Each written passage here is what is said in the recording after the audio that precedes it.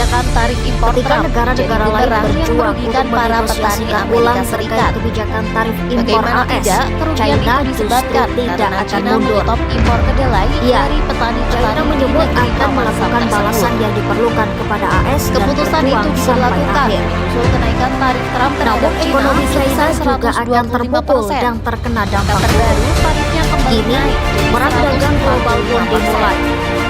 Lantas, Akibatnya sejauh China mana melakukan imbas serangan tarif impor balasan Trump dengan terhadap kenaikan ekonomi tarif China? terhadap AS Simak sebesar selengkapnya dalam 125%.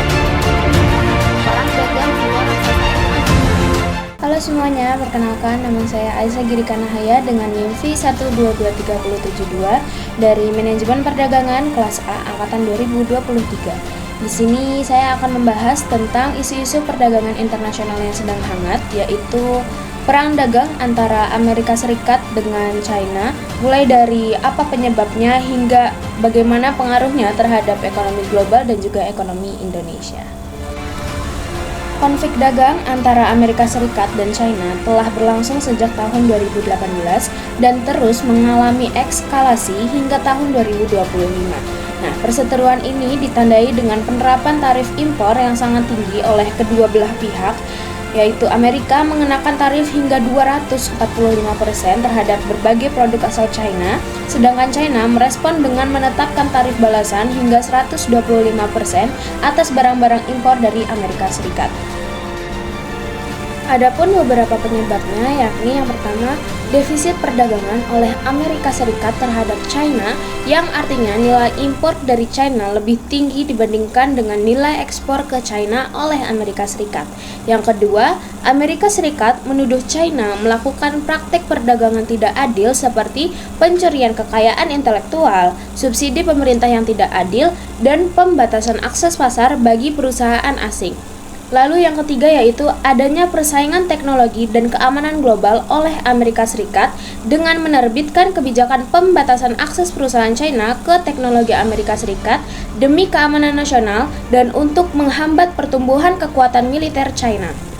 Lalu yang keempat yaitu kompetisi geopolitik dan ekonomi global, dikarenakan Amerika Serikat ingin membatasi pengaruh ekonomi dan politik China yang semakin besar, sedangkan China berusaha mempertahankan pertumbuhan ekonominya dan meningkatkan kemandirian teknologi.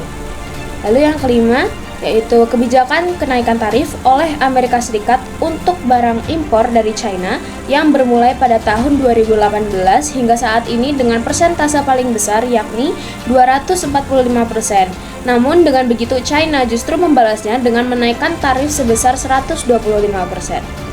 Lalu penyebabnya yang terakhir yaitu adanya faktor politik internal Amerika Serikat yang pemerintahnya ingin menunjukkan keberpihakan pada industri domestik dan pekerja Amerika Serikat, serta menjadikan isu perdagangan sebagai bagian dari agenda politik nasional.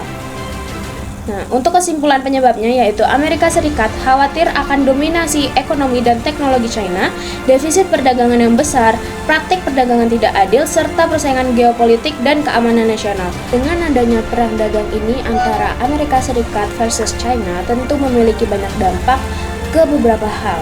Nah, dalam konteks ini yang akan saya bahas yaitu apa pengaruh atau dampak dari perang dagang ini terhadap perekonomian global dan juga perekonomian Indonesia. Nah, yang pertama yang akan saya bahas yaitu dampaknya atau pengaruhnya terhadap perekonomian global. Yang pertama, adanya perlambatan pertumbuhan global. Perang dagang Amerika Serikat versus China pada tahun 2025 ini menyebabkan perlambatan pertumbuhan ekonomi global. Lembaga seperti World Bank dan OECD menurunkan proyeksi pertumbuhan global menjadi sekitar 2,3%, yaitu tingkat terendah sejak tahun 2008 di luar masa resesi. Nah, ketidakpastian kebijakan tarif dan aksi balasan antar negara membuat banyak perusahaan menunda investasi dan perdagangan internasional menurun hingga 5,5 sampai 8,5% dibandingkan sebelum perang dagang. Lalu, yang kedua yaitu disrupsi rantai pasok dan kenaikan harga. Gangguan rantai pasok global terjadi akibat tarif tinggi, terutama pada sektor manufaktur dan elektronik. Harga barang konsumen naik, inflasi meningkat, dan daya beli rumah tangga di banyak negara menurun. Nah, negara-negara berkembang mengalami tekanan tambahan akibat volatilitas nilai tukar dan arus modal keluar. Nah, yang ketiga yaitu pelemahan nilai tukar dolar Amerika Serikat. ketidakpastian kebijakan tarif dan respon pasar menyebabkan nilai tukar dolar Amerika Serikat melemah tajam, dan memicu volatilitas di pasar keuangan global dan menambah ketekanan pada negara-negara emerging markets. Lalu selanjutnya dampak atau pengaruh terhadap perekonomian Indonesia. Yang pertama yaitu pertumbuhan ekonominya itu jadi melambat. Proyeksi pertumbuhan ekonomi Indonesia untuk tahun 2025 ini direvisi turun menjadi 4,7 sampai 4,9% dari sebelumnya yaitu 5% akibat melemahnya permintaan global, terutama dari China dan Amerika Serikat yang merupakan mitra dagang utama Indonesia. Nah, setiap penurunan 1% pertumbuhan ekonomi China dapat memangkas pertumbuhan Indonesia hingga 0,3%, mengingat ketergantungan ekspor Indonesia pada pasar China sekitar 20% dan Amerika Serikat sekitar 10%. Lalu yang kedua yaitu tekanan pada ekspor dan defisit perdagangan. Ekspor Indonesia ke China dan Amerika Serikat tertekan akibat permintaan yang melemah dan tarif tinggi. Industri yang terdampak antara lain kelapa sawit, otomotif, dan elektronik.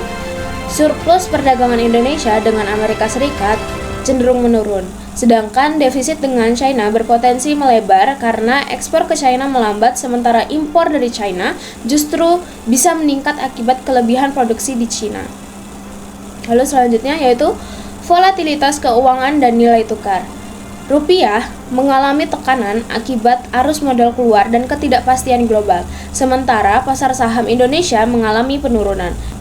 Banyak investor domestik beralih ke instrumen investasi yang lebih aman seperti emas. Lalu selanjutnya yaitu peluang dan resiko setelah penurunan tarif. Kesepakatan penurunan tarif antara Amerika Serikat dan China pada pertengahan tahun 2025 ini membawa angin segar dengan menurunkan biaya impor bahan baku dan mesin dari kedua negara, serta membuka peluang ekspor Indonesia ke Amerika Serikat dan China kembali tumbuh. Namun, normalisasi perdagangan Amerika Serikat dengan China juga berarti peluang ekspor Indonesia yang sebelumnya terbantu oleh perang dagang dapat berkurang karena produk China kembali bersaing di pasar global dan Amerika Serikat. Yaitu selanjutnya dampak sektor industri. Sektor manufaktur dan elektronik diuntungkan oleh penurunan harga bahan baku dari China. Sektor berbasis ekspor tetap harus meningkatkan daya saing agar tidak kalah dari produk China yang kembali masuk ke pasar global setelah tarif menurun. Pada tahun ini, tahun 2025, perang dagang antara Amerika Serikat dan China telah menunjukkan tanda-tanda mereda meskipun ketegangan masih ada dan tarif tinggi sempat diberlakukan secara ekstrim. Pada Mei tahun 2025 kemarin, kedua negara sepakat untuk memangkas sementara tarif impor yang dikenakan satu sama lain selama 90 hari, dengan Amerika Serikat memutuskan untuk menurunkan tarif dari puncak 245% menjadi sekitar 30% dan China menurunkan tarif dari 125% menjadi sekitar 10%. Kesepakatan ini merupakan langkah besar menuju perdamaian dagang setelah bertahun-tahun ketegangan dan saling balas tarif yang merugikan kedua belah pihak dan ekonomi global.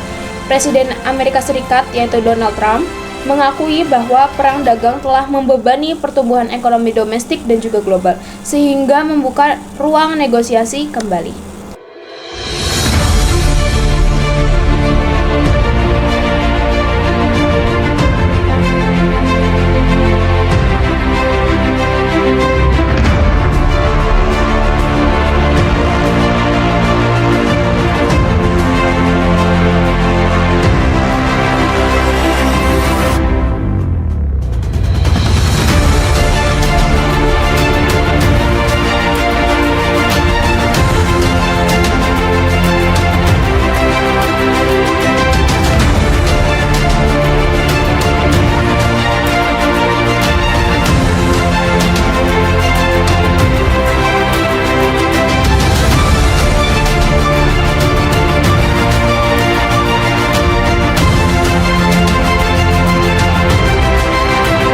Mungkin itu saja yang dapat saya jelaskan. Terima kasih atas waktunya. Dadah.